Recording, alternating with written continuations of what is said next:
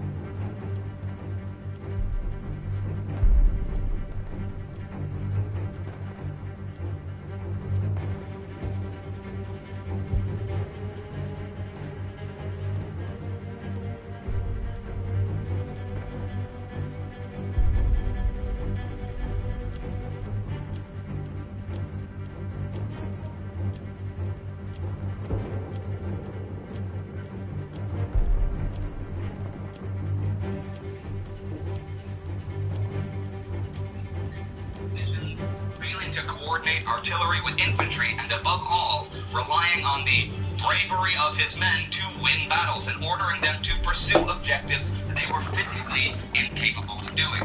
As you're going to find out when you follow our show, there would be 12 battles of the Isonzo River, and Borojevich's greatest success was holding the line through the first 11 of them over 2.5 years, before the great combined Austro-German offensive of the 12, also known as the Battle of Caporetto, and nearly reached Venice. For stopping the repeated Italian offensives, Borojevic was repeatedly promoted, finally reaching Field Marshal February 1st, 1918. He could be, though, at times, very difficult to have as a superior officer. He could be arrogant, and he was very meticulous to details, but he expected everyone below him to be the same. He could not stand incompetence, and hated senseless demands, like the Carpathian winter offensives, and was in many ways the opposite of Conrad von Hotzendorf. From those offensives, Borojevic became skeptical of bold offensive moves, and tried to conserve his forces as much as possible. But because of his arrogance and obstinacy, he was nicknamed Big-Headed Croat by some of his men, who often had difficulty expressing their opinion, since he reminded them always of who was in command. But he was diligent and observant. By the later stages of the war, was no longer the big-headed Croat, but the Lion of the Isonzo. He received many decorations and honors during the war, but post-war, things took a decided turn for the worse for Svetozar Borojevic von Bonya. He had been a hero with statues built in his own, diligent and observant, and by the later stages of the war, was no longer the thick-headed Croat, but the Lion of the Isonzo. Everyone below him to be the same. He could not stand incompetence and hated senseless demands like the Carpathian Winter Offensive, and was in many ways the opposite of Conrad von Hotzendorf. From those offensives, Boroyevich became skeptical of bold offensive moves and tried to conserve his forces as much as possible. But because of his arrogance and obstinacy, he was nicknamed Pig-Headed Croat by some of his men, who often had difficulty expressing their opinion since he reminded them always of who was in command. But he was diligent and observant, and by the later stages of the war, was no longer the thick-headed Croat, but the lion of the He received many decorations and honors during the course of the war. But post-war, things took a decided turn for the worse for Svetozar Boroyevich von Bonya. He had been a hero with statues built in his honor during the war, but he got just nicknamed Thick-Headed Croat by some of his men, who often had difficulty expressing their opinion as he reminded them always of who was in command. But he was diligent and observant, and by the later stages of the war, Avanti, was no longer Savoia! the Thick-Headed Croat, but the Lion of the Isonzo. He received many decorations and honors during the course of the war. But post-war, things took a decided turn for the worse for Svetozar Boroyevich von Bonya. He had been a hero with statues built in his honor during the war, but he found himself now being accused of wasting the lives of the Southern Slavic men in the defense of a rotten empire, a prison of nations. His military career was and his property was confiscated by the newly formed Kingdom of Serbs, Croats, and Slovenes, which would soon be known as Yugoslavia. This confiscation included his bank account, his decorations, and his personal belongings. And lived on a small stipend from the military order of Maria Theresa. He tried and failed to gain citizenship in both the new kingdom and the new Austrian Republic, who refused his offers of service and his requests for a pension. His former faith and allegiance to the made him persona non grata, a man without a country, though he lived in Austria. He wrote a series of letters to his friend Slavko Kvaternik, who served in the Yugoslav army, and from them you can see his emotional descent into instability and depression. Some of those letters are in the comment section below. In his last letter he wrote, "I will make my final attempt and ask Laginia that he, as the highest representative of my homeland, knows something about my pension in Belgrade. If this fails, then I don't bear responsibility for that which will eventually follow." He eventually gave up all hope of seeing his homeland again, and but the Lion of the Isonzo. He received many decorations and honors during the course of the war, but post-war, things took a decided turn for the worse for Svetozar Boroyevich von Bonya.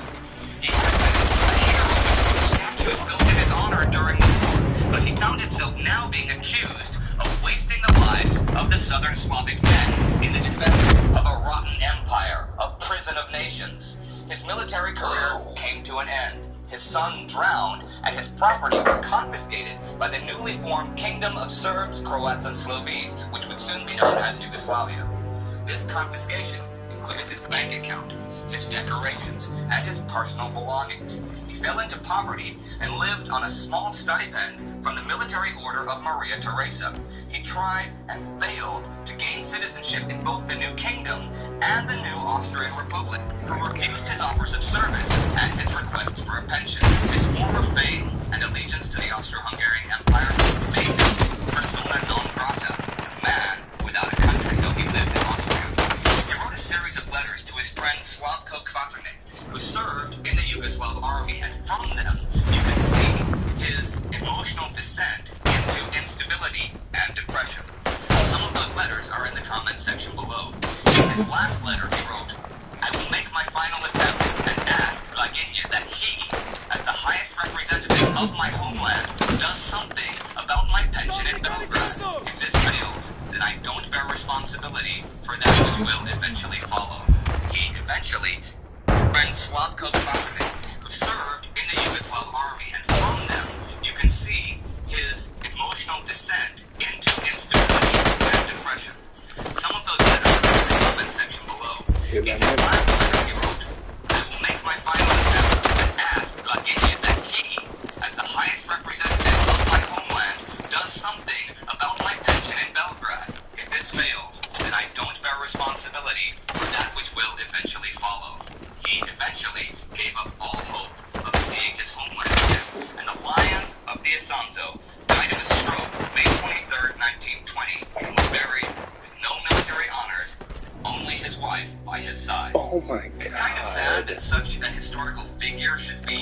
released. But because of the complicated history between Serbs and Croats, the way in which the Croats remember Austria-Hungary and Yugoslavia, and his Serbian family, it was never politically useful to remember Borojevic, and his story is a reminder that the horrors of a war never remain within the boundaries of that war.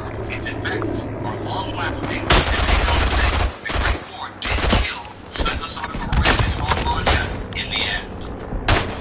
Thank you, Vlad Virat, for helping us with the research for this episode. If you want to find out more about von Vanya's superior, Konrad von Hotzendorf, you can click right here for a bio special about him.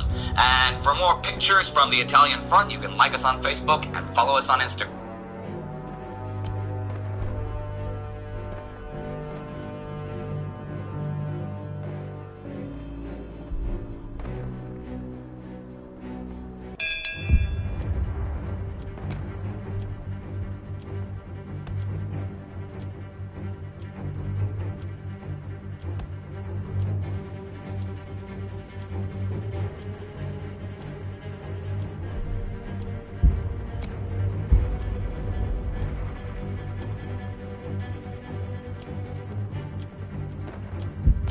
Germany had lifted restrictions on its submarines at the beginning of March, and now we see the result. This week, the torpedoes strike in force.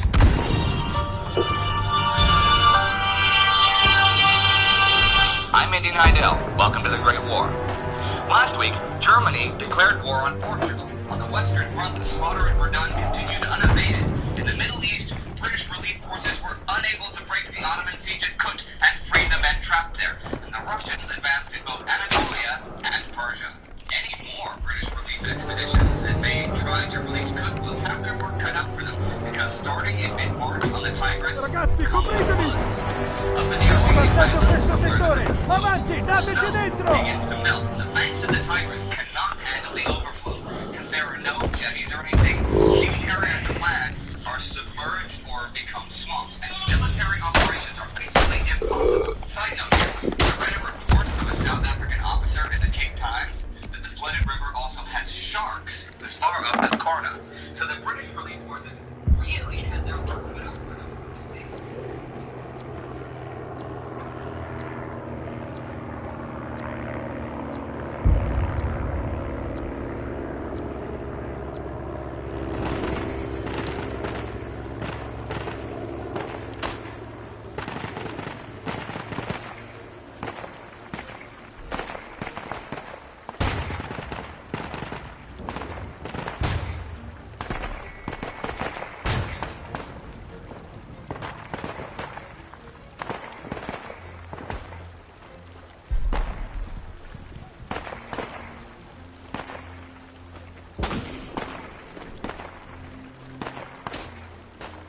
Colpiamoli duro, ragazzi!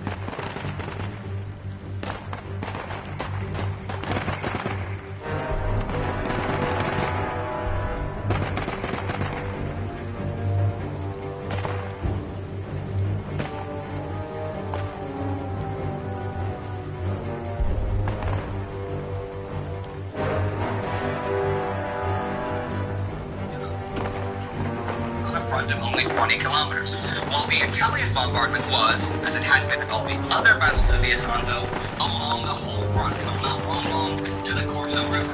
It was intense, but wasn't focused on specific targets, so the Austrian casualties were actually lower than they had been in the earlier battles, with a weaker bombardment. To be fair, the rain and the snow in the past month made observation really difficult, and defensive positions do look different under tons of snow, but still. On the 13th, the rise in the Julian Alps to the north made progress nearly impossible, and fog further south reduced visibility to a few meters. Everywhere, the Austrian defenses remained intact. The Italians did gain 100 meters on Mount Sabatino, which was a real achievement, but that was it. Cadorna called off the battle after 13,000 casualties. He decided he needed heavy artillery in the future. His opposite number, Austro-Hungarian Army Chief of Staff Konrad von Hotzendorf, decided to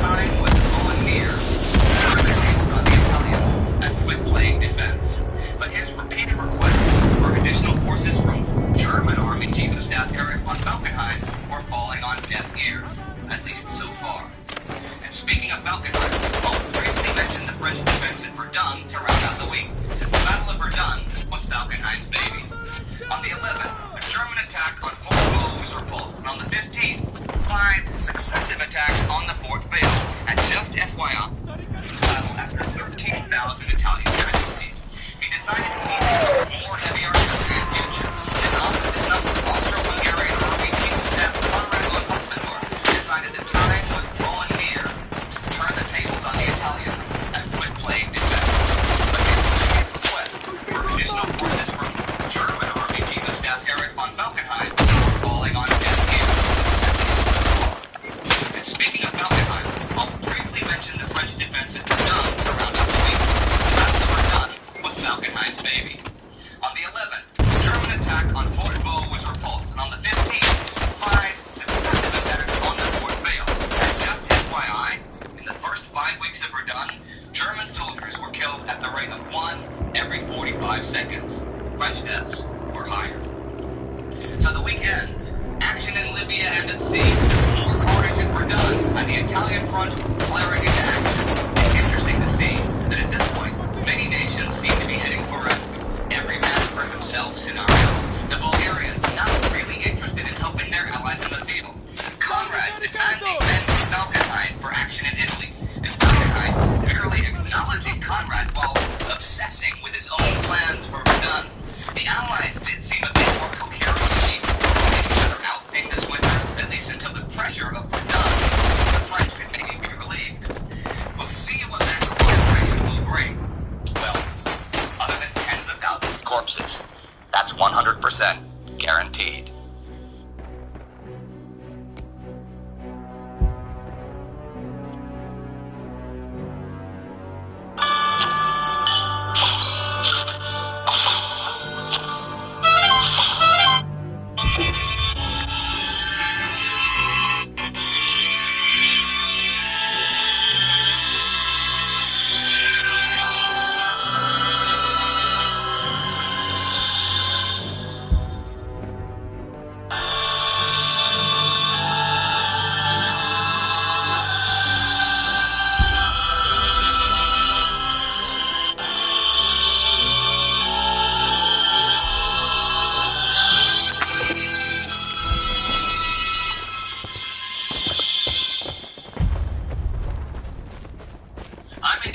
And this is another exciting Great War on the Road special episode. Now, we are in Slovenia today, filming a bunch of stuff, and I have another special guest. You guys can please tell me who you are, what you do, and where we are. Okay, so my name is Jaka Fili. We are in Kokorit Museum, and I am a guide in this museum. Now see There, who you are, what you do, and where we are. Okay, so my name is Jaka Fili. We are in Kokorit Museum, and I am a guide in this museum. Now since There, who you are, what you do, and where we are. okay, so my name is Jaka Fili. We are Sotterrateli! and I am a guide in this museum. Now since we will do this about the First World War, I think that I don't have to explain why World War I started and everything. We can move directly to the battles here. So, There, who you are, what you do, and where we are. okay, so my name is Jaka Fili. We are in Kokorit Museum, and I am a guide in this museum. Capiello. Since we will do this about the First World War, I think that I don't have to explain why World War I started and everything. We can move directly to the battles here. So the situation like this was established in the first days or weeks of the First World War on this front line, and then it remained exactly the same for the next 2 years. Italians launched 11 offensives. Here, nothing changed. The biggest changes happened here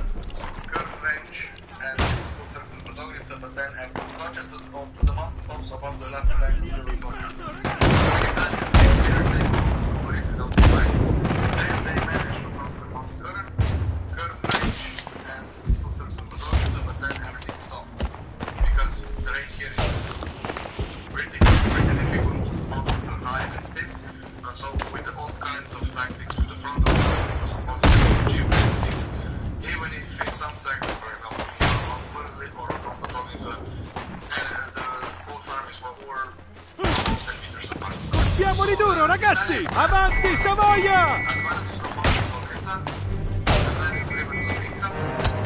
All'attacco!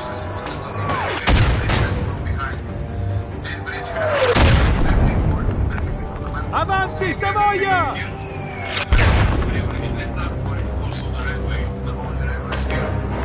Colpiamoli duro, ragazzi! All'attacco!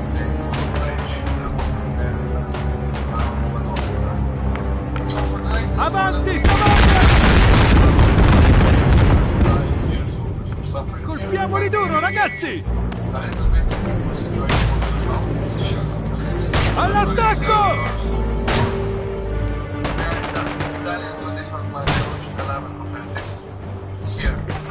Avanti, Savoia! All'attacco! Colpiamoli duro, ragazzi! Avanti, Savoia!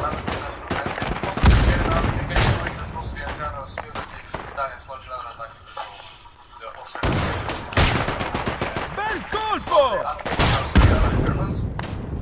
All'attacco!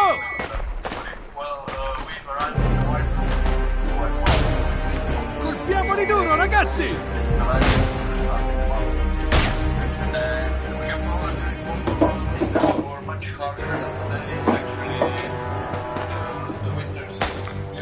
Avanti, Savoia!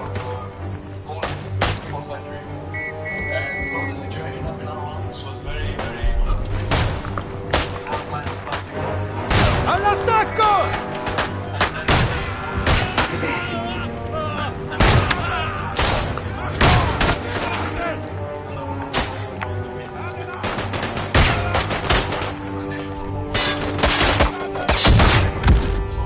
Wow, that's insane.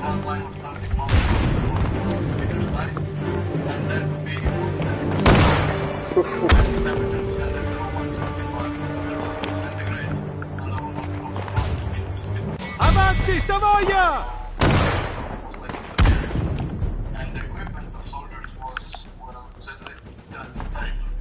Aereo in arrivo! Artiglieria in arrivo! Preparatevi, ragazzi! L'artiglieria sta sparando su queste coordinate!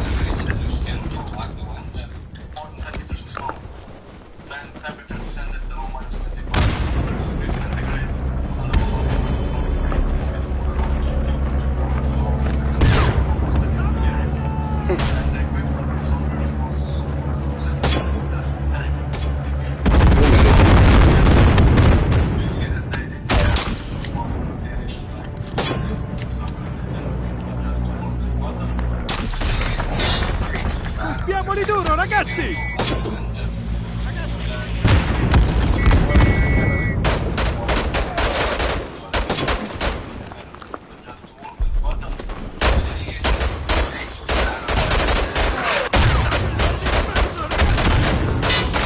Attacco! Torna indietro!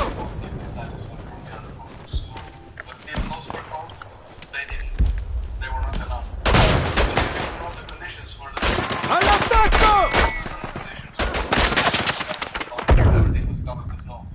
Soldiers had to dig new positions directly to snow, and from time to time they were basically living under the open sky in open trenches like this. You can imagine that it was not very easy because of this. Soldiers prefer taking this kind of assignments. There was no means of changing that it's much more.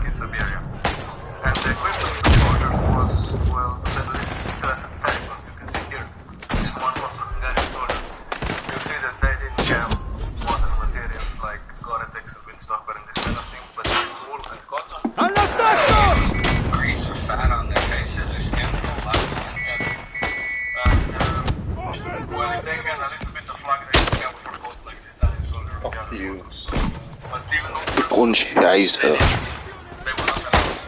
Because they kept all the conditions for living of soldiers. All of the summer conditions, all of the trenches, caverns, bunkers, everything was covered with snow. The soldiers had to take new È un positions. ricognitore sopra di noi! And they were basically living under the open sky. No trenches like this. You can imagine that it was not very easy.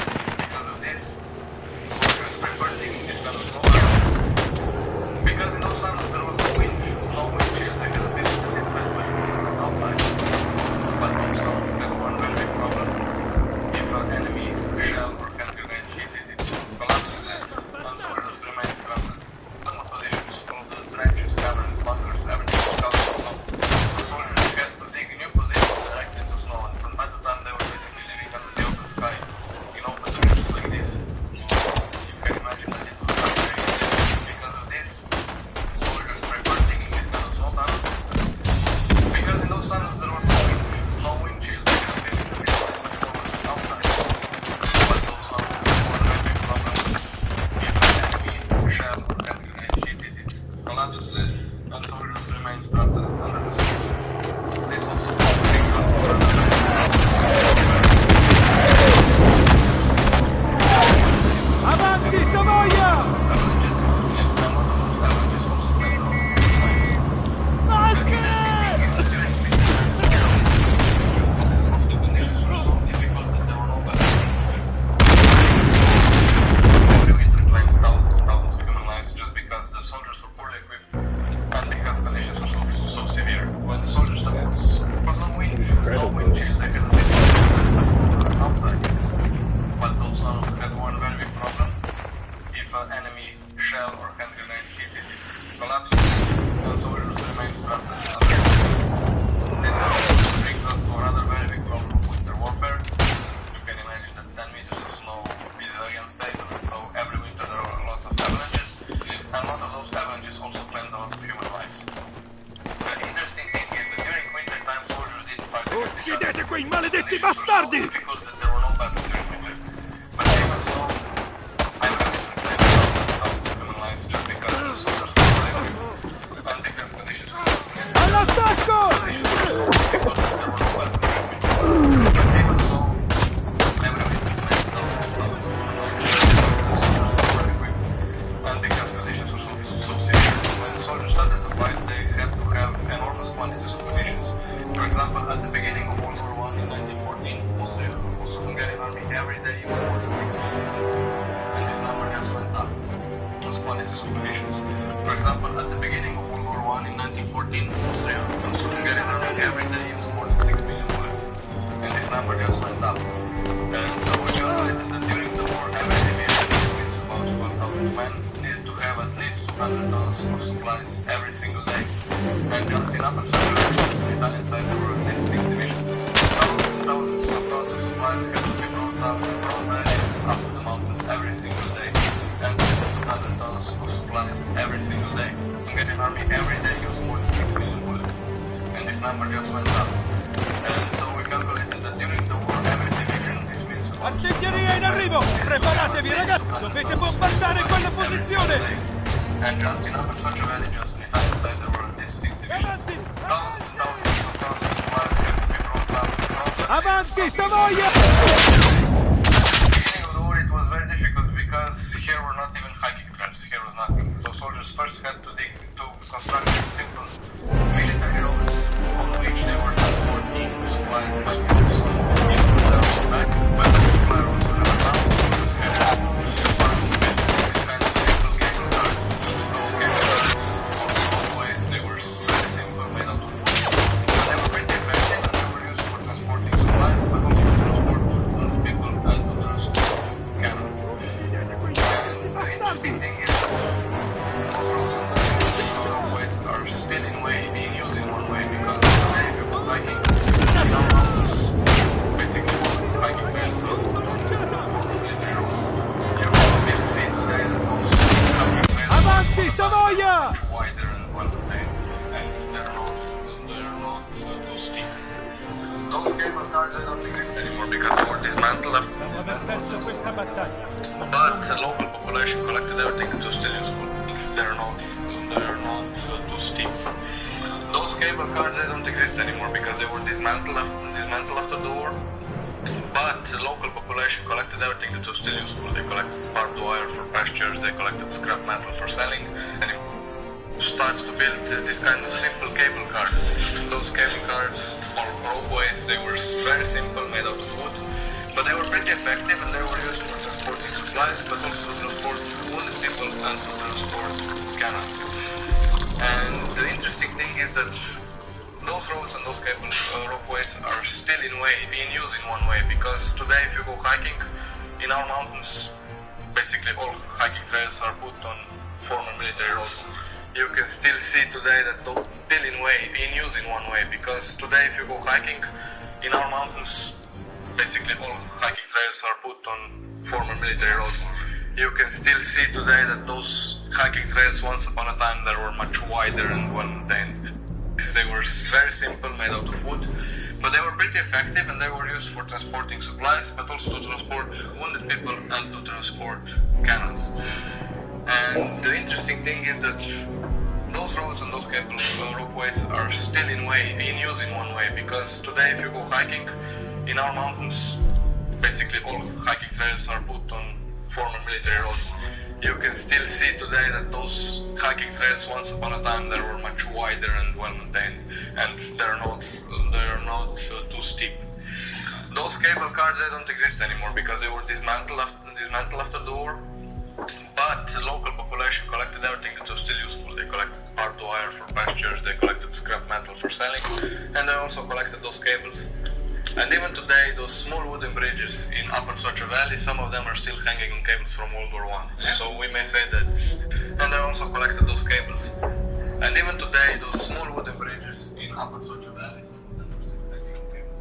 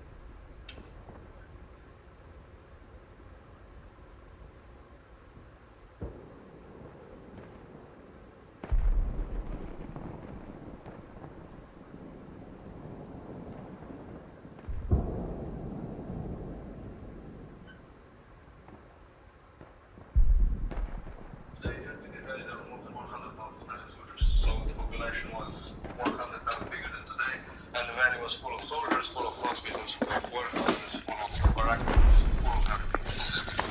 First thing when they found out where the soldiers were, the front line really was, but they constructed Dategli addosso!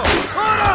started building hospitals in tents, in barracks, and those hospitals were never enough, so soldiers went even further, and they constructed hospitals in everything, in churches, in schools, in most of the hospitals, Hungarian hospital in Trieste, you can see just one very big room. You can imagine that hygienic conditions in these kind of hospitals were not very good, so a lot of infected, a lot of soldiers died because of wounds that are not even dangerous, but because they got infected with heavily. And even with these very poor hygienic conditions, military surgeons a lot of times performed real miracles, extremely complex surgeries, for example, surgery on the skull. Interior soldiers also wanted to forget about hospitals in tents, in barracks, and those hospitals were never enough. So soldiers went even further, and they constructed hospitals in churches, in schools, in factories. Over there you can see also Hungarian hospitals, Hungarian hospital in Trieste. You can see just on the map. Il nemico ci sta spingendo fuori! fuori da questo settore! Conditions, this kind of hospitals were not very good, so a lot of wounds were infected. A lot of soldiers died because of wounds that were not even there. And even in these very poor hygienic conditions, military surgeons a lot of times performed real miracles, except complex surgeries. For example, over there is the surgery on the skull. In the real soldiers also wanted to forget about, a lot of times performed real miracles, except complex surgeries. For example, over there is the surgery on the skull. In the real soldiers also wanted to forget about and to this they did different social activities that they conducted different social activities. We had people with cinemas, they had concerts, barbershops, brothels, everything to try to forget about the horrors of the war. Seriously. Well, during First World War, Austria-Hungary was fighting on three fronts: against Italy, against Turkey, against Russia. So, three fronts equals a lot of casualties. And those Hungarian army casualty rates so big that now, for example, the whole empire didn't have enough men to coordinate to replace all of the casualties. So they started to promote older and younger people. And the plan ended like this, with the oldest and youngest daughter of Isonzo father. Oldest, I think, is 12 years. Youngest, just 11. 11 years So we have old. to be honest, this 11-year-old was not a concept, he was a volunteer. We actually know his life story. He was called Dallas Dervishevich from Bosnia. His brother, his older brother, was killed in first days of war between Italy and he, I don't know how he do it, but he volunteered in the army to avenge his brother. He survived the First World War, he also survived the World War, he died 30 years ago in Dubai. Well, first I have to say really, really big thanks for taking time to make your review show us. Now, we'll put links to All'attacco! you should definitely check it out. Please scratch the surface of what there is here in the museum about the front, about the war in general, about the history of the region, and of course, about the actual battle. You always know when you're down here in Slovenia or Austria. If you're anywhere within 400 kilometers, you don't come, he'll hunt you down, and I won't say he'll kill you while you sleep, but I'm thinking it, okay? And if you'd like to see our special about Herman Roller, you can click right here. 400 kilometers, you don't come, he'll hunt you down, and I won't say he'll kill you while you sleep, but I'm thinking it, okay? If you'd like to see our special about Herman Roller, you can click right here. Brother, before you watch your next video, I want to share a couple of things with you. Number one, you are lovable. You are not broken. Number three, wonderful human being. I just want to let you know that from one man to another, and the reason I share that with you is so many men these days are suffering in silence. They're white knuckling their life. Vices and these addictions are holding them down and suppressing them. Let you know whatever vices, addictions, or whatever challenge you in your life right now. This is temporary, and I want you to understand that you Avanti, Savoia! I just want to share that with you. My name is Ben Rosalian, and I'm the founder of the project. The project is a 75-hour men's personal development. It's very different than any other personal development program out there. In fact, I want you to watch the video of the project recently. They are entrepreneurs, they are fathers, they are husbands, maybe just like you. And if you can relate to their stories, then the project might be right for you. And if it isn't, I want you to click the link somewhere right here. Nachladen! Bitte auf Deckung! Nachladen! Deckung! Nachladen! Nachladen! Deckung! From World War II, although they did a lot as well during the First World War. You've asked for more of those. One World War II general, in our series of bios, we've done figures like Adolf Hitler and Winston Churchill, who were more famous from World War II, although they did a lot as well during the First World War. You've asked for more of those. One World War II general in particular, Erwin Rommel.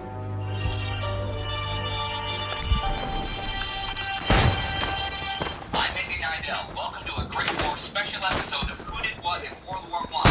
Today features a man who will be known as the Desert Fox, Erwin Rommel. Erwin Johannes Eugen Rommel was born November 15, 1891 in Heidenheim. Today featuring the man who would one day be known as the Desert Fox, Erwin Rommel.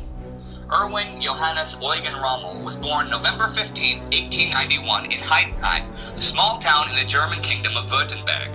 His father, Erwin Sr., a former artillery officer, was a school teacher and administrator, and his mother, Helen von Lutz, worked in the local government council. Erwin had a sister and two brothers, and he was described as a blonde, pale boy with a quick mind. One distinctive trait: wasn't afraid of anybody. Young Erwin was fascinated with aviation, then in its infancy. Inchiodateli su quella posizione, ragazzi! But his father pressed him to join the army. He applied in 1910 and was initially told, in foreseeable time, no new men were needed. Colpiamoli duro! He did eventually find service in a local infantry regiment, and in 1911 was sent to the Prussian School of War in Belgium. After taking his exams, he rose to return to his infantry regiment, serving as platoon leader until the war began. Rommel's regiment became part of the 13th Württemberg Army Corps under General von part of the Ragazzi, and it saw action shortly after the outbreak of hostilities. As the German offensive using the Schlieffen Plan rolled through Belgium in its sweep towards Paris in August 1914, the Fifth Army was at the pivot point on the wheel, and it was tasked with tying down the French army at the frontiers while the right wing crashed into France. Here, Rommel had his baptism by fire. German and French forces under General von sta prendendo il sopravvento in questo settore. Avanti, Savoia! Pale boy, quick mind, one distinctive trait: wasn't afraid of anybody. Young Erwin was fascinated with aviation in its infancy and wanted to work in the Zeppelin factories in Friedrichshafen, but his father pressed him to join the army. He applied in 1910 and was initially told, in foreseeable time, no new men were needed. Ironic. He did eventually find service in a local infantry regiment, and in 1911 was sent to the Prussian School of War under two brothers, and he was described as a blonde, pale boy with a quick mind, one distinctive trait: wasn't afraid of anybody. Young Erwin was fascinated with aviation, then in its infancy, and he wanted to work in the Zeppelin factories in Friedrichshafen, but his father pressed him to join the army. He applied in 1910 and was initially told, in foreseeable time, no new men were needed. Ironic. He did eventually find service in a local infantry regiment, and in 1911 was sent to the Prussian School of War in Danzig. After taking his exams, he rose to lieutenant and returned to his infantry regiment, serving as platoon leader until the war began. Rommel's regiment became part of the 13th Württemberg Army Corps under General von Fraubeck, part of the German Fifth Army under Crown Prince Wilhelm, and it saw action shortly after the outbreak of hostilities. As the German offensive using the Schlieffen Plan rolled through Belgium in its sweep towards Paris in August 1914, the Fifth Army was at the pivot point on the wheel, and it was tasked with tying down the French army at the frontiers while the crashed into northern France. Here, Rommel had his baptism by fire. German and French forces advanced toward each other near the town of Longwy. Rommel led an advance group of his platoon, himself and three other men, on a reconnaissance mission. As they approached the village of Bad, as the sun went down, he saw a French platoon sitting in the open, having a coffee break. Now, Rommel could either go back and get his platoon, or do what he did. His four rifles opened fire on the enemy and caused them to disperse. Only then did Rommel go and get his platoon, and with hand grenades and close combat rifle fire, he successfully stormed the village. The battles at the frontiers would last for weeks, with Rommel always at the front lines in spite of exhaustion. He ordered his men to better protect their shelters and dig their trench toward the village. The battles at the frontiers were in 1914. The Fifth Army was at the pivot point on the wheel, and it was tasked with tying down the French army at the frontiers while the right wing saw action shortly after the outbreak of hostilities.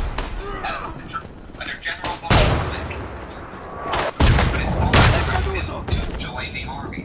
He applied in 1910 and was initially told, in foreseeable time, no new men were needed. Ironic. He did eventually find service in a local infantry regiment, and in 1911 was sent to the Prussian School of War in Danzig. After taking his exams, he rose to lieutenant and returned to his infantry regiment, serving as platoon leader until the war began. Rommel's regiment became part of the 13th Württemberg Army Corps under General von Babeck, and part of the German 5th Army under Crown Prince Wilhelm, and it saw action shortly after the outbreak of hostilities. As the German offensive, using the Schlieffen Plan, rolled through Belgium in its sweep towards Paris in August 1914, the 5th Army was at the pivot point on the wheel, and it was tasked with tying down the French army at the frontiers while the right wing crashed into northern France. Here, Sei stupido! Rommel had his Torna al tuo baptism by posto! fire. German and French forces Lo avete visto, api di trincea! Rommel led Savoia! platoon, himself and 3 other men, on a reconnaissance mission. Mandate! Ragazzi!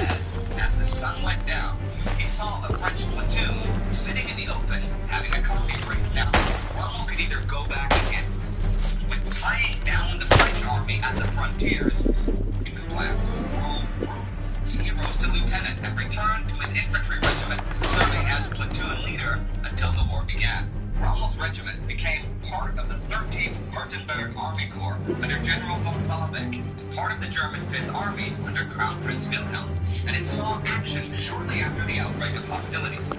As the German offensive, using the Schlieffen Plan, rolled through Belgium in its sweep towards Paris in August 1914, the 5th Army was at the pivot point on the wheel, and it was tasked with tying down the French army at the frontiers while the right wing crashed into northern France. It was here Rommel had his baptism by fire.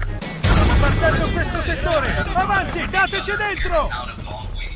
Rommel led an advance group of his platoon, himself and 3 other men, All'attacco! on a reconnaissance mission. As they approached the village of Glad, and as the sun went down, he saw a French platoon sitting in the open, having a coffee break. Now, Rommel could either go back and get his platoon, or do what he did. His 4 rifles opened fire on the enemy and caused them to be into northern France. It was here Rommel had his baptism by fire. German and French forces advanced towards each other near the town of Rommel led an advance group of his platoon, himself and 3 other men, on a reconnaissance mission. As they approached the village of Glad, as the sun went down, he saw a French platoon sitting in the open, having a coffee break. Now, Rommel could either go back and get his platoon, or do what he did. His 4 rifles opened fire on the enemy and caused them to disperse. Only then did Rommel go and get his platoon, and with hand grenades and close combat rifle fire, they successfully the battles at the frontiers would last for weeks, with Rommel always at the front lines in spite of exhaustion. He ordered his men to better protect their shelters and dig their trenches deeper, and his motto, shed sweat, not follow him for life. He was wounded in an attack west of Yamets, which went as follows. Once again, we rushed the enemy in the bushes ahead of us. I saw 5 Frenchmen firing from the standing position. Instantly, my gun was at my shoulder. 2 Frenchmen dropped to the ground as my rifle cracked. I was still faced by 3 of them. My rifle misfired. There was no use thinking of escape. The bayonet was my only hope. I had acquired considerable proficiency. Even with odds of 3 to 1 against me, I had complete confidence in the weapon and in my ability. The wound, leg wound, put him out of action until January 1915. He returned as a company commander in the Argonne and fought there for the next 9 months, further enhancing his reputation as a brilliant strategist. After that, he was transferred to the Royal Württemberg Mountain Battalion, a newly formed elite of the German army. These men were the proto-stormtroopers, trained in small unit tactics and over just about any terrain, and combining light infantry and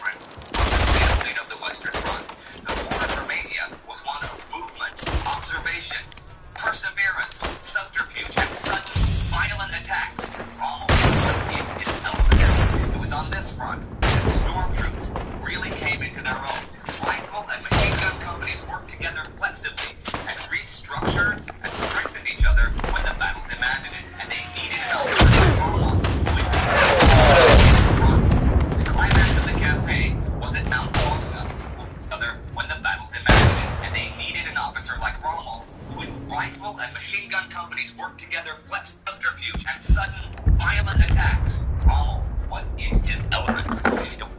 Rommel was again transferred, this time to take part in the German offensive into Romania. This is very different.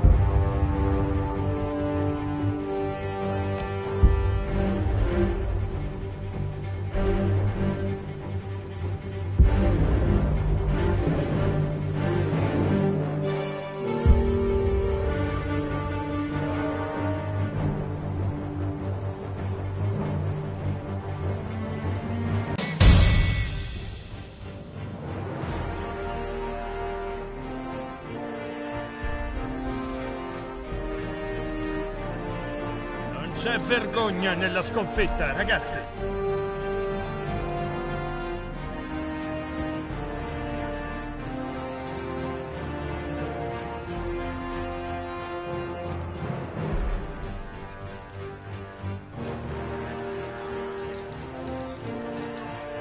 Trying to endanger his men as little as possible. He would one day tell his son, if you want to live as a hero, you foremost have to survive. He spent the last few months of the war as a staff officer and was reunited with his men in December 1918. It would be more than 2 decades before he would step onto another battlefield. We know from movies, television, books, and more just how legendary he would become on those future battlefields. Here's the thing. My grandfather, on my mother's side, is British, and he fought in World War II in the Royal Air Force in North Africa. Now, to be clear, as a general rule, both of my grandparents battlefield. We know from movies, television, books, and more just how legendary he was on those future battlefields. Here's the thing. My grandfather, on my mother's side, is British, and he fought in World War II in the Royal Air Force in North Africa. Now, to be clear, as a general rule, both of my grandparents hated Germans till they died, but not Rommel. When I was a kid and Grandpa told highly edited stories about the war, Rommel was an enemy. He was never a bad guy, and you can see why, because Grandpa, and by extension all of Rommel's enemies, had nothing but respect for the Desert Fox, his daring, and his strategic brilliance. This held true not just in World War II, but even in the later stages of the Great War. If you want to read some first-hand accounts from Erwin Rommel himself, check out his book, Infantry Attacks, in our Amazon store. And if you're interested in his actions in the Argonne, you can check out our episode about that right here. Don't forget to subscribe. See you next time. The offensive operation of the First World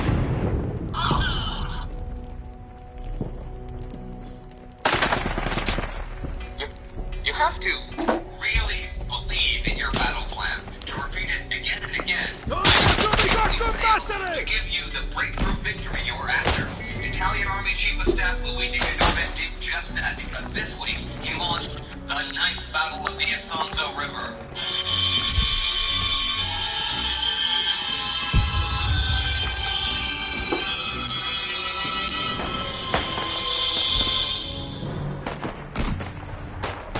I'm Indy Nigel here to welcome to the Great War. Last week, the big news was the recapture of Fort Douaumont by the French at Verdun. That battle had raged for 8 months, and it now looked like the French had the upper hand. The Germans also lost a bit of ground at the Somme, but the mud of the battlefield there prevented major action. German-led forces were advancing in Romania, though, taking the Cernavodă to Stanza railway line and pushing to the Danube River. Here's what came next.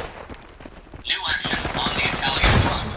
After the 8th battle, the 2.5 months ago, Isonzo was in horrendous condition thanks to the colossal Italian artillery bombardment. So the Austro-Hungarian engineers had been hard at work fixing whatever fortifications they could salvage and making new machine gun posts and trenches. Austro-Hungarian General SpaceRoller did manage to take 2 of his most damaged divisions off the front line. They couldn't afford to relax because intelligence said that Italian Army Chief of Staff Luigi Cadorna was planning another final push before winter shut down large-scale operations. This was true. Borojevic had faced overwhelming odds in the 7th and 8th battles and had avoided defeat, but he was well aware that his exhausted troops were near to collapse. His losses, unlike those of the Italians, were mostly irreplaceable. He knew that when the Italians resumed the attack, it would be with even more men and more guns, and morale was collapsing. Austro-Hungarian soldiers had surrendered in large amounts for the first time during the last battle. He pleaded with his superior, Conrad von Hotzendorf, for more troops, knowing he could expect no German help, since their high command thought of the Italian front as only a diversion. But he was mistaken, because German Chief of Staff Paul von Hindenburg was now worried enough about an Austrian defeat and an Italian advance into Central Europe that he allowed one Austro-Hungarian division to move from the Russian front to the Italian front. Conrad, for his part, managed to get Borojevic's men some steel helmets and a few more big guns. Cadorna's plans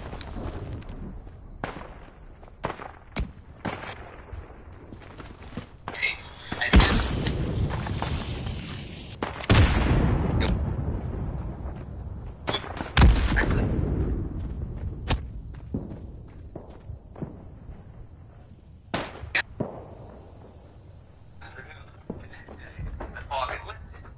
his barrage resumed and carried on for 3 days. The results were enormous. Thousands of Austrian casualties and the destruction of many of their trenches and machine gun nests. On October 31st began what was pretty much a carbon copy of the 8th battle. That afternoon, Italian infantry probed for weak spots, and the next day, every one of Cadorna's guns opened up their annihilation fire on the Imperial front line. On October 31st began what was pretty much a carbon copy of the 8th battle. That afternoon, Italian infantry, and it happened this week. Actually, it started last week. The preliminary Avanti, Savoia! of October 25th, when a dense fog stopped the shelling in the afternoon. The next day, the fog had lifted, so the barrage resumed and carried on for 3 days. The results were enormous. Thousands of Austrian casualties and the destruction of their trenches and machine gun nests. On October 31st began what was pretty much a carbon copy of the 8th battle. That afternoon, Italian infantry probed for weak spots, and the next day, every one of Cadorna's guns opened up their annihilation fire on the Imperial front line. The next day, the fog had lifted, so the barrage resumed and carried on for 3 days. The results were enormous. Thousands of Austrian casualties and the destruction of many of their trenches and machine gun nests. On October 31st began what was pretty much a carbon copy of the 8th battle. That afternoon, Italian infantry probed for weak spots, and the next day, every one of Cadorna's guns opened up their annihilation fire on the Imperial front lines. When the guns went silent, waves of infantry poured out onto the stunned defenders. On the northern flank, 12,000 Italians attacked on a front of only around 400 meters. Unfortunately for them, this was one place where the machine guns had not been knocked out, and the Austrian lines held with heavy casualties on both sides. But on the northern Corso, the Duke of Aosta's men began to systematically roll back the Austrians, taking 8,000 Diavoli duro, ragazzi! and the Austrians were close to collapse. The had no reserves to stabilize the line or organize a retreat to the second defense line. Still, as the day turned to evening to night, they managed to counterattack and regain some of their lost positions, but they were taking big casualties. And in the morning, the Italians repeated yesterday's procedure, and there was no alternative but Austrian retreat. It was total chaos, and yet, by the night, they managed to reach the second line without collapse. Of course, there would be a new Italian offensive the next morning. South of Gorizia, the situation was much the same. The Austrians bravely and barely held their ground, but the assault on November 3rd finally caused them to fall back. A final Italian breakthrough staring Joseph in the face. One man, Hungarian Captain Peter Rouge, and his men, a battalion made of Austrians, Hungarians, Romanians, and Bosnians, made the difference. Now, he had been an undistinguished officer so far, but now he led his single battalion out to face 6 battalions of crack Italians in vicious combat on the Carso. Swords, bayonets, rocks, you name it, his men managed to hold off the Italians for hours, and as evening came, so too did the Austro-Hungarian 14th Division, finally arriving from the eastern front. That was basically the end of the night battle of the Isonzo River. There was another failed Italian attack the next day, but that was really it. Quelle cazzo, ragazzi! Now prepared to face the onset of winter. Austrians were going back and forth on another front this week as well in the Transylvanian mountains. Well, it was Austrians, Germans, and Romanians all playing give and take this week. On the 28th, the Romanians took 2,000 prisoners in the Valle Giului, the Giu Valley. And over the next couple of days,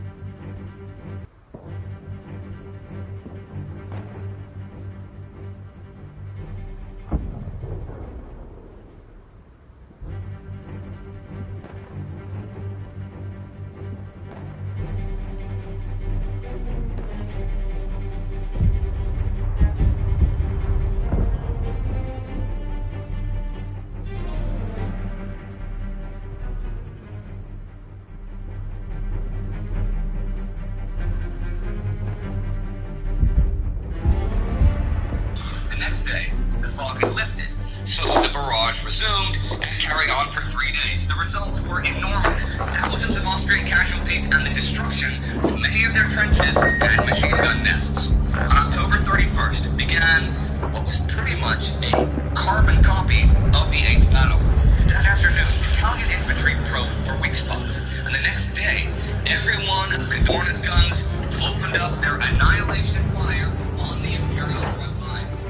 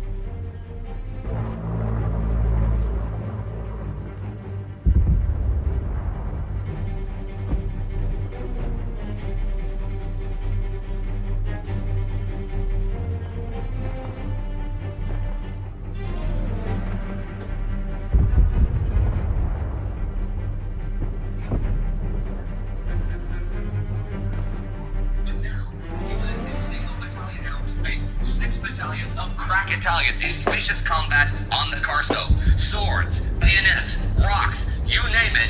His men managed to hold off the Italians for hours, and as evening came, so too did the Austro-Hungarian 14th Division. Finally arrived.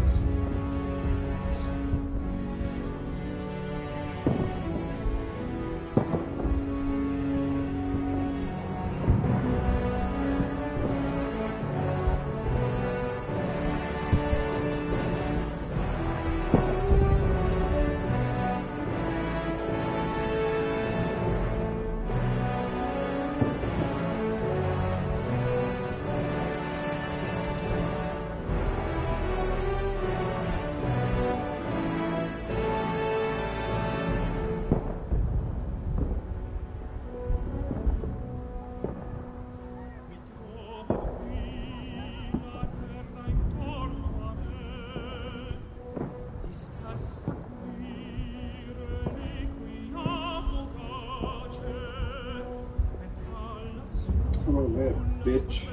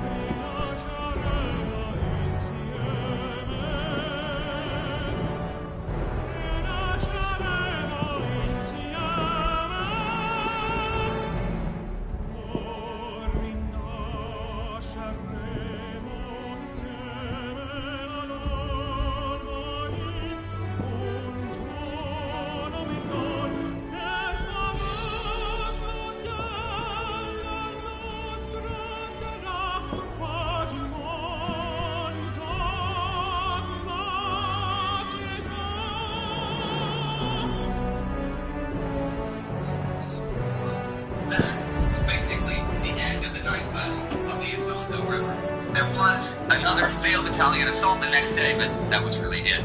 Both armies now prepared to face the onset of winter. Austrians were going back and forth on another front this week as well in the Transylvanian mountains. Well, it was Austrians, Germans, and Romanians all playing give and take this week. On the 28th, the Romanians took 2,000 prisoners in the Valea Jiului, the Jiu Valley, and over the next couple of days pushed the Germans back there and into Vulcan Pass. On the 31st, the Austrians were stopped at Torsberg Pass, but as November began, they advanced into Torsberg, Previal, and Roterturm passes. Still though, at the end of the week, the situation in the mountains looked good for King Ferdinand's Romanian armies. The Central Powers hadn't made any real gains, and Berlin and Vienna had even admitted in the press that Romania had recaptured Roșia, a border position east of the Previal Pass. On the other Romanian front in Dobrogea, Russian General Vladimir Sakharov took command of the Russian forces there and prepared to fight the Bulgarian forces. Here's a little side note about something Russian. Ci siamo, ragazzi! Facciamo gli pezzi! Cross in Romania. What? Austrians were stopped at Torsberg Pass, but as November began, they advanced into Torsberg, Previal, and Roterturm passes. Still though, at the end of the week, the situation in the mountains looked good for King Ferdinand's Romanian armies.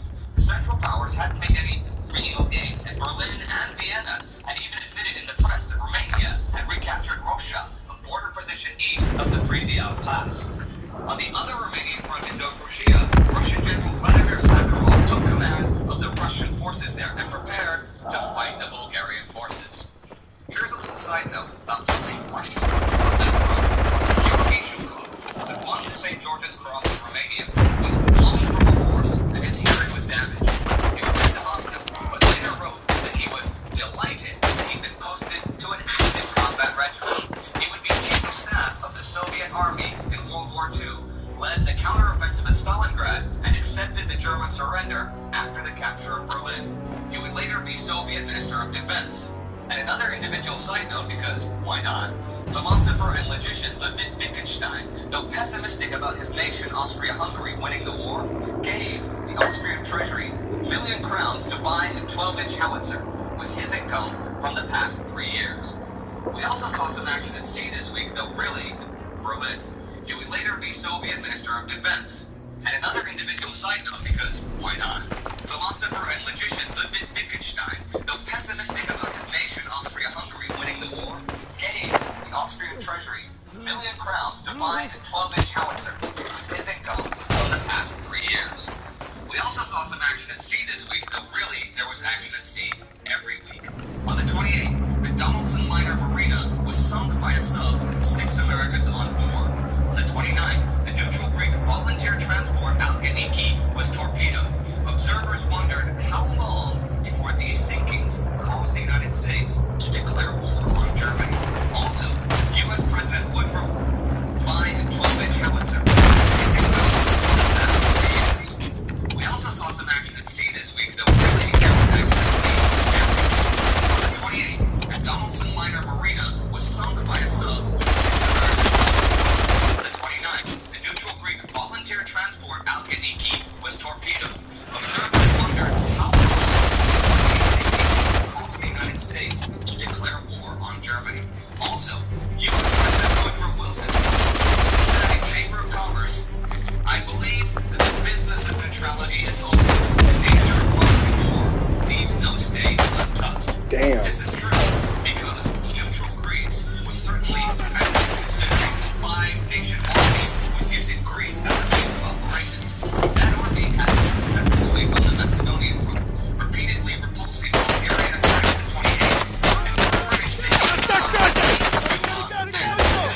the French left Macedonia until, more importantly, on the western front, followed up last week's success at Verdun. On the first, the Germans evacuated Fort Vaux, and on the third, the French advanced to the outskirts of Vaux itself. Here's another one to end the week. The Great German flying ace Oswald Belgian died October 28th. He was, in many ways, the father of fighting tactics in the air.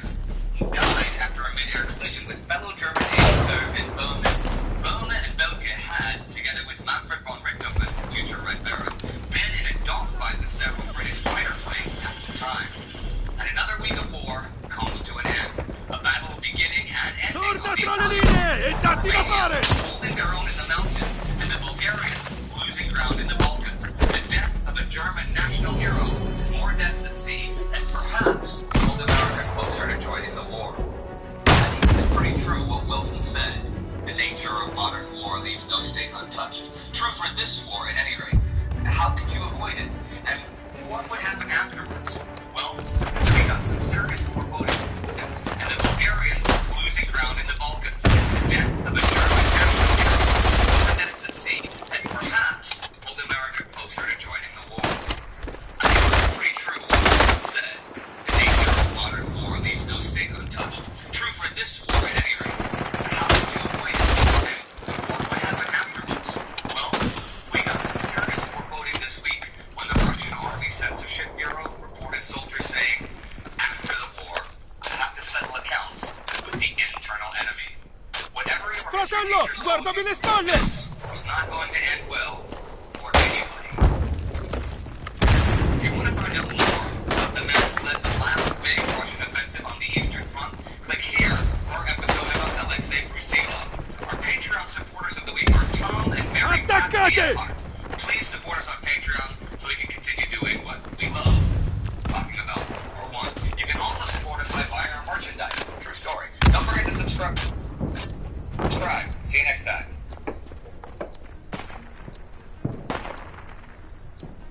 Well, World War I. You can also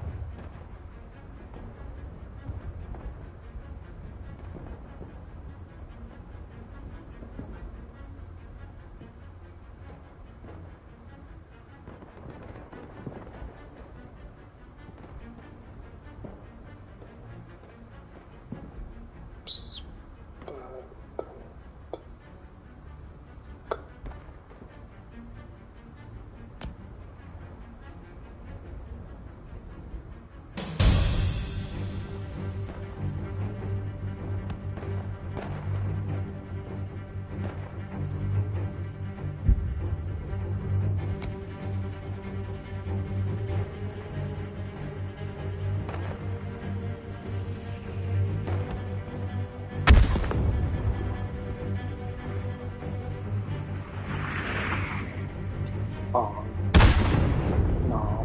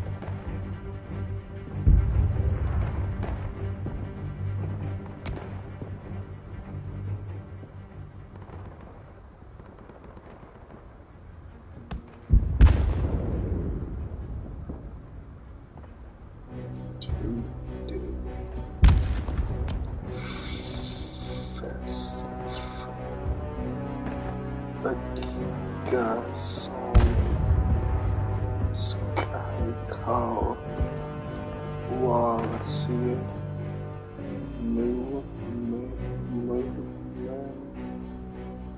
no nos can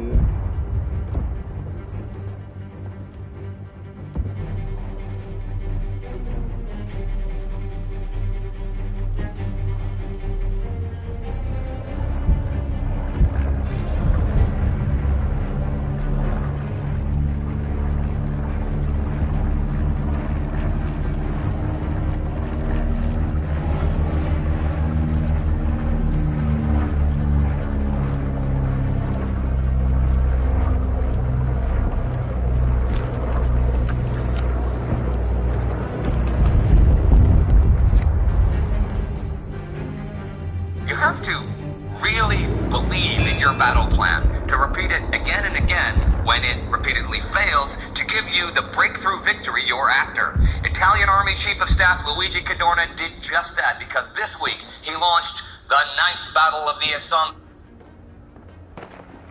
The Negro League Baseball Museum makes the bold assertion that Jackie Robinson's breaking of... Now that Italy has joined the war, we'll be seeing a lot of action and intrigue on the Italian front. But some of you have asked what Italy was doing leading up to her entry in the war, so that's what I'm going to talk about right now.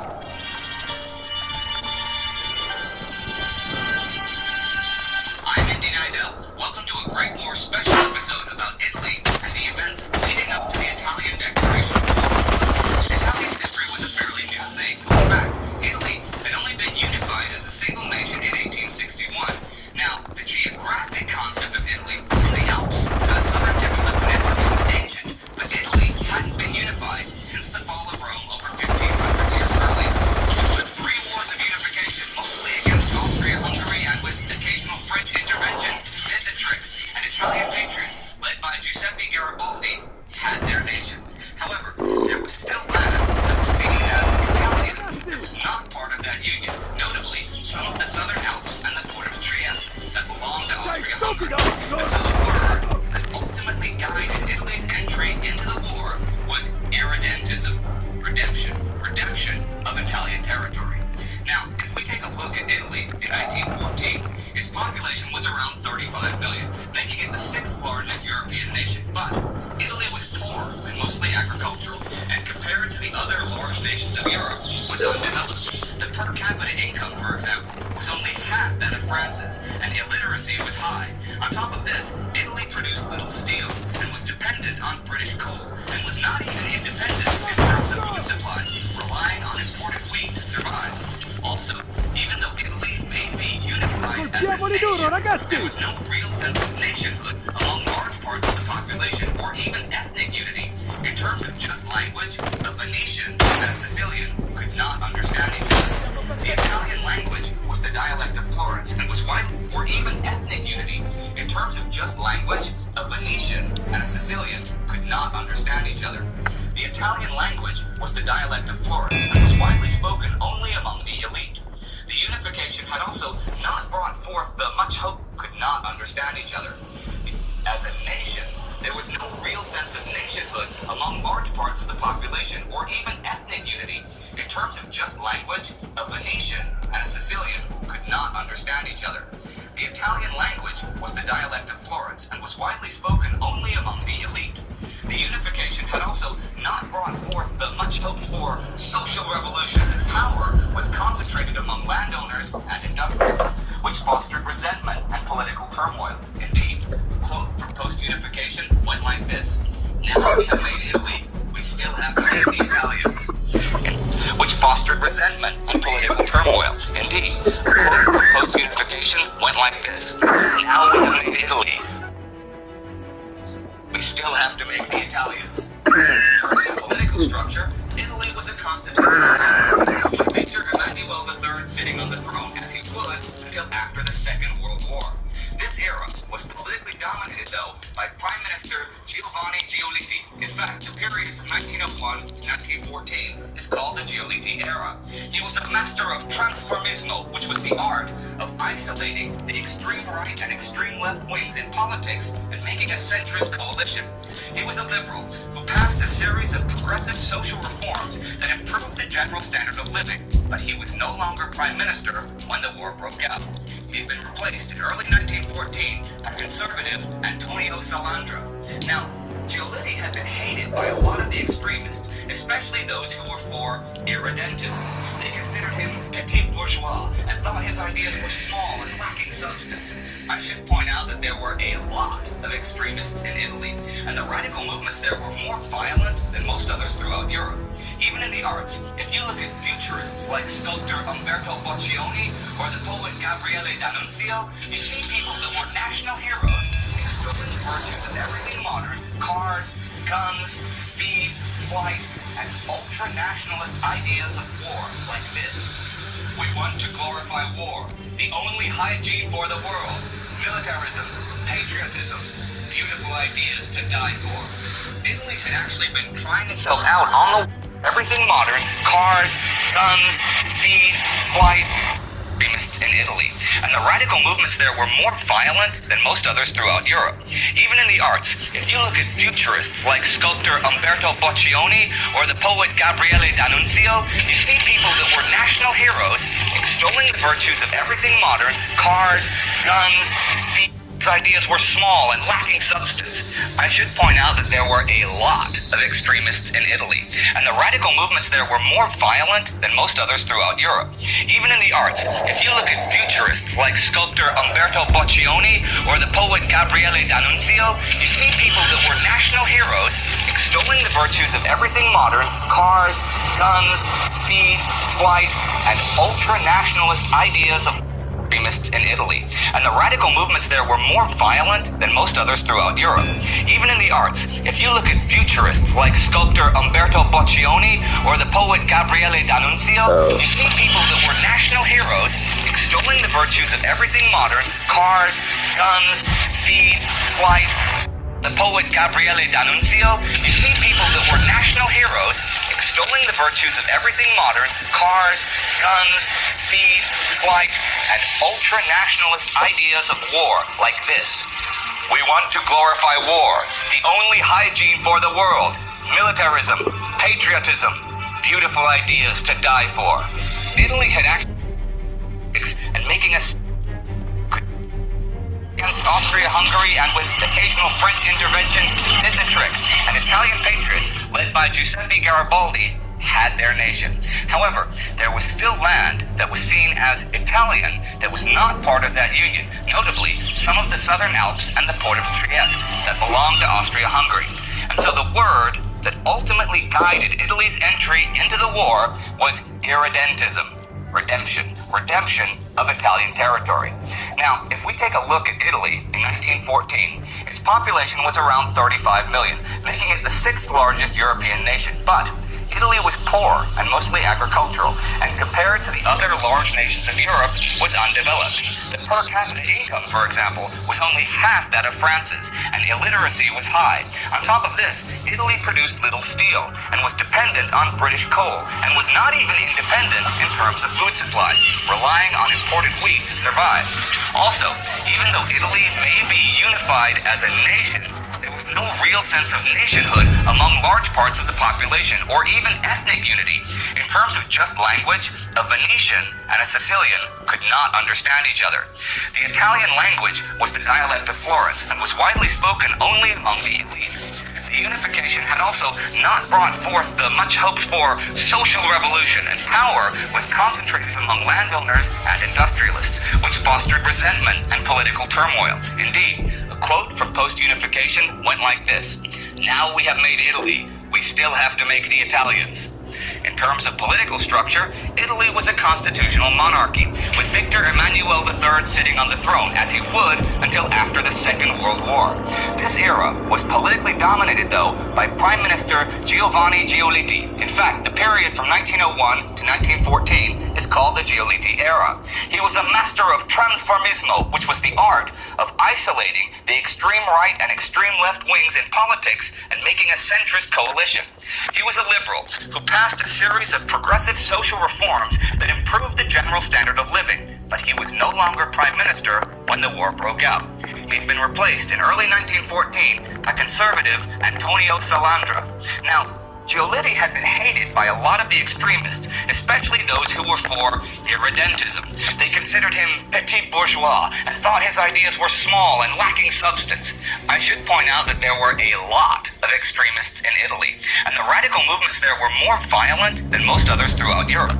Even in the arts, if you look at futurists like sculptor Umberto Boccioni or the poet Gabriele D'Annunzio, you see people that were national heroes extolling the virtues of everything modern: cars, guns, speed, flight, and ultra-nationalist ideas of war like this. "We want to glorify war, the only hygiene for the world. Militarism, patriotism, beautiful ideas to die for." Italy had actually been trying itself out on the world stage for years before war. His ideas were small and lacking substance. I should point out that there were a lot of extremists in Italy, and the radical movement there were more violent than most others throughout Europe. Even in the arts, if you look at futurists like sculptor Umberto Boccioni or the poet Gabriele D'Annunzio, you see people that were national heroes extolling the virtues of everything modern: cars, guns, speed, flight, and ultra-nationalist ideas of war like this. "We want to glorify war, the only hygiene for the world. Militarism, patriotism, beautiful ideas to die for." Italy had actually been trying itself out on the world stage for years before World War I, notably the Italian-Turkish War in 1911 and 1912, which did secure Libya from Italy, but was economically ruinous and required a huge commitment in men. Now, back in 1882, Italy had entered the Triple Alliance with Germany and Austria-Hungary. This was a defensive pact. It was said that if any of the three was attacked by a single nation, the other two would not intervene. But if attacked by two or more, ultra-nationalist ideas of war like this. "We want to glorify war, the only hygiene for the world. Militarism, patriotism, beautiful ideas to die for." Italy had actually been trying itself out on the world stage for years before World War I, notably in the Italian-Turkish War in 1911 and 1912, which did secure Libya for Italy, but was economically ruinous and required a huge commitment in men. Now, back in 1882, Italy had entered the Triple Alliance with Germany and Austria-Hungary. This was a defensive pact which said that if any of the three was attacked, Antonio Salandra. Now, Giolitti had been hated by a lot of the extremists, especially those who were for irredentism. They considered him petit bourgeois and thought his ideas were small and lacking substance. I should point out that there were a lot of extremists in Italy, and the radical movements there were more violent than most others throughout Europe. Even in the arts, if you look at futurists like sculptor Umberto Boccioni or the poet Gabriele D'Annunzio, you see people that were national heroes, extolling the virtues of everything modern: cars, guns, speed, flight, and ultra-nationalist ideas of war, like this. We want to glorify war. Good. Yeah, I know. Yeah.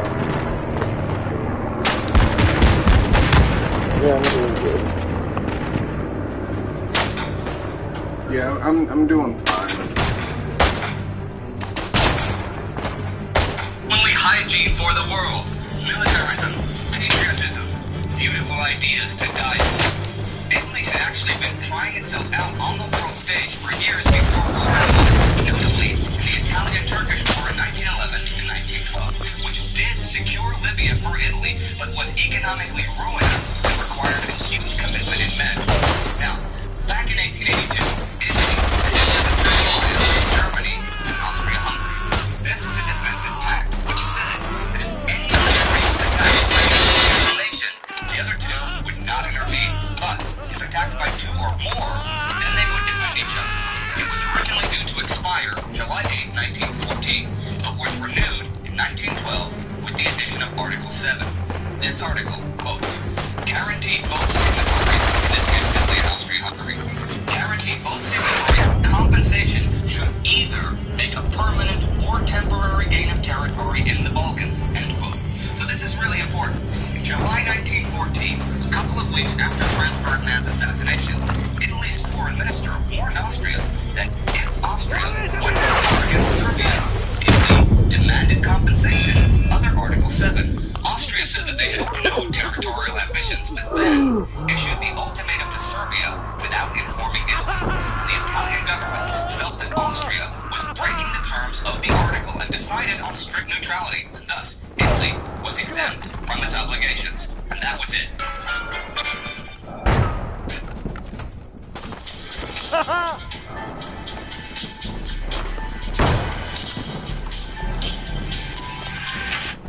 No, wait, that wasn't it. The Declaration of Neutrality was breaking the terms of the article and decided on strict neutrality. Thus, Italy was exempt from its obligations. And that was it.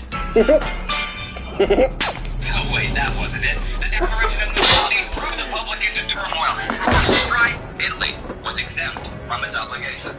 If Austria went to war against Serbia, Italy demanded compensation.